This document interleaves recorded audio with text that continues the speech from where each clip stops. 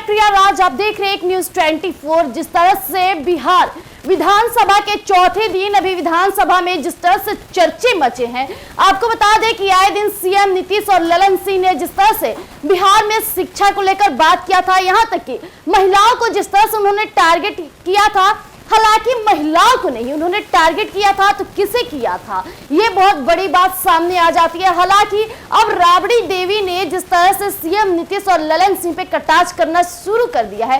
हालांकि राबड़ी देवी का कहना है कि सीएम नीतीश आए दिन शिक्षा की बात करते हैं, बिहार की लड़कियों के बारे में बात करते हैं। आखिर सीएम नीतीश को इतना हक और ललन सिंह को इतना हक किसने दिया कि वो आए दिन एक महिला को उसकी शिक्षा को लेकर, उसके अधिकार को लेकर आए दिन प्रताड़ित करते रहते हैं। क्या सीएम नीतीश को इतना भी ज्ञान नहीं है कि एक महिला जब सदन में आती है तो जो बोलबाला होता है उसके लिए किस तरह के शब्दों का प्रयोग करना चाहिए, ये आखिर सीएम नीतीश भूल चुके हैं। हालांकि सीएम नीतीश को कई नेताओं ने यह भी तक कह दिया कि जो सीएम नीतीश है वो महिला प्रेमी है, और इस तरह की चीजें पूरे सदन में, पूरे विधानसभा में जिस तरह से छोर पकड़ी है, यानी कि हंगामा शुरू हो चुका है। और आज जैसा कि चौथा दिन है मानसून सत्र का, इसे लेकर अब कई विपक्षी कटाक्ष करते हुए नजर आ रहे हैं, और जिस तरह से विधानसभा का पूरा माहौल है वो गर्मा गर्माहट जारी हो चुका है। तो आइए आपको बताते हैं कि राबड़ी देवी ने और क्या कुछ कहा, किस तरह से उन्होंने ललन सिंह और सीएम नीतीश को टारगेट किया है शिक्षा को लेकर, महिलाओं को लेकर। और बात की जाए तो राबड़ी देवी खुद को लेकर भी बयानबाजी कर रही हैं। आइए देखते हैं क्या कुछ कहना है। राबड़ी देवी ने ललन सिंह और नीतीश कुमार दोनों पर हमला किया, कहा कि दोनों को महिलाओं से माफी मांगनी चाहिए, और ये भी पूछ कि ललन सिंह अपनी मां और पत्नी को कितनी पढ़ाई करवाए हैं, पहले ये बताना चाहिए। वहीं बिहार विधानसभा में नेता विरोधी दल और राज्य की पूर्व मुख्यमंत्री यानी राबड़ी देवी ने नरेंद्र मोदी सरकार के मंत्री यानी ललन सिंह और बिहार के मुख्यमंत्री नीतीश कुमार को जोरदार हमला किया है। वहीं राबड़ी देवी ने पूछा है कि ललन सिंह ने अपनी मां और अपनी पत्नी को कितनी पढ़ाई कराई है, पहले उनका सर्टिफिकेट दे, उसके बाद दूसरी औरतों के बारे में कुछ बोले। वहीं राबड़ी देवी ने कहा है कि नीतीश कुमार और ललन सिंह ने महिलाओं का अपमान किया है, इन्हें माफी मांगना चाहिए। वहीं नीतीश कुमार के पिछले दिनों सदन में लड़का लड़की के बारे में क्या कह दिया था कि देश भर में आलोचना हुई, ये किसी से छिपी नहीं थी। हालांकि मानसून सत्र के चौथे दिन भी विधानमंडल की कार्यवाही हंगामे की भेंट चढ़ गई है। वहीं दोनों सदनों की कार्यवाही विपक्ष ने बाधित कर दिया और कई मुद्दों को लेकर वेल में आकर हंगामा किया है।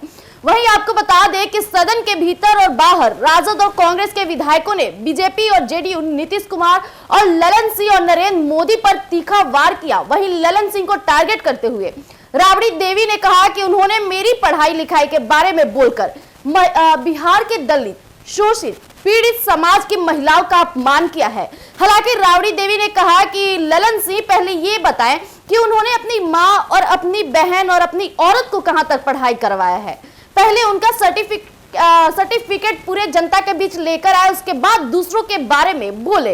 या कोई हमेशा महिलाओं को अपमान करते रहते हैं। माननीय नीतीश कुमार को भी आगे आकर माफी मांगना चाहिए। वहीं विधान परिषद की कार्यवाही में भाग लेने के लिए राबड़ी देवी असेंबली कैंपस में पत्रकारों से भी बात कर रही थी और कह रही थी, दरअसल केंद्रीय आम बजट को लेकर राबड़ी देवी की प्रतिक्रिया पर ललन सिंह ने तीखा वार किया था। उन्होंने कहा था कि राबड़ी देवी को बजट कहां समझ में आएगा, दस्तखत कितना लंबा करती है वह भी देख लिया कीजिए, बजट जैसी चीज उनको कहां समझ में आएगी, इस पर वह क्या बोलेंगी। इससे पहले मंगलवार को केंद्रीय बजट पर राबड़ी देवी ने प्रतिक्रिया दी और कहा कि राज्य में हत्याएं और चोरियां हो रही है, मजदूरों को मजदूरी नहीं मिल रही है, युवाओं को रोजगार नहीं मिल रहा है, केंद्र में किसानों के मुद्दे बने हुए हैं और बिहार को आवंटित 26,000 करोड़ राज्य के लिए झुंझुना है। नेता विरोधी दल के इसी बयान पर ललन सिंह ने तंज कस दिया था। यही राबड़ी देवी नीतीश कुमार से भी खफा है। उसकी वजह है सदन में राजद विधायक यानी कि रेखा पासवान पर मुख्यमंत्री की तरफ टिप्पणी, और बुधवार को नीतीश कुमार सदन में अपनी बात रख रहे थे और राजद विधायक रेखा पासवान ने बीच में अपनी कुछ बात कही तो सिर से बिगड़ गए। वहीं आपको बता दें, नीतीश कुमार ने खुले सदन में कहा कि महिला हो, कुछ नहीं जानती हो, पता नहीं क्या क्या बोल रही हो फालतू, हम जो कह रहे हैं वो चुपचाप सुनो। इस पर सदन में राजद ने बवाल कर दिया। तो जैसा कि अभी आपने सुना कि किस तरह से राजद की महिला यानी कि राबड़ी देवी किस तरह से सीएम नीतीश और ललन सिंह पे बयानबाजी कर रही है। हालांकि वो ये भी कहते हुए नजर आ रही है कि ललन सिंह अपनी पत्नी, बहन और मां को कितना पढ़ाए हैं उसका सर्टिफिकेट लाकर जनता के समक्ष रखे, उसके बाद मेरे ऊपर टिप्पणी करे। हालांकि जिस तरह से सीएम नीतीश ने राबड़ी देवी को लेकर के कहा था, यहां तक की बात की जाए रेखा पासवान जी की, तो सीएम नीतीश ने पूरे सदन में कहा था कि क्या फालतू बोल रही हो, कुछ भी बिना सोचे समझे बोल रही हो। इसके बाद पूरे विधानसभा में सियासी गर्माहट पहुंच गई। हालांकि जिस तरह से विपक्षी सीएम नीतीश को टारगेट ले गए कि सीएम नीतीश को महिलाओं से बात करने का ढंग नहीं है। हालांकि सीएम नीतीश ने पिछले कई वर्षों से जिस तरह से महिलाओं के शिक्षा की बात करते हैं और वही खुद जा करके एक महिला विधायक की अपमान करते हैं, ये कहां तक की शिक्षा है। वही राबड़ी देवी भी कहते हुए नजर आ रही है कि सीएम नीतीश और ललन सिंह दोनों को महिलाओं से माफी मांगनी चाहिए। हालांकि राबड़ी देवी की शिक्षा को लेकर जब ललन सिंह कहते हैं तो राबड़ी देवी कहती है ये बिहार की दलित और बिहार की महिलाओं का अपमान है। जिस तरह से शिक्षा के मुद्दों को उठाया जाता है, हालांकि कई बिहार में महिलाएं हैं जो शिक्षित नहीं है।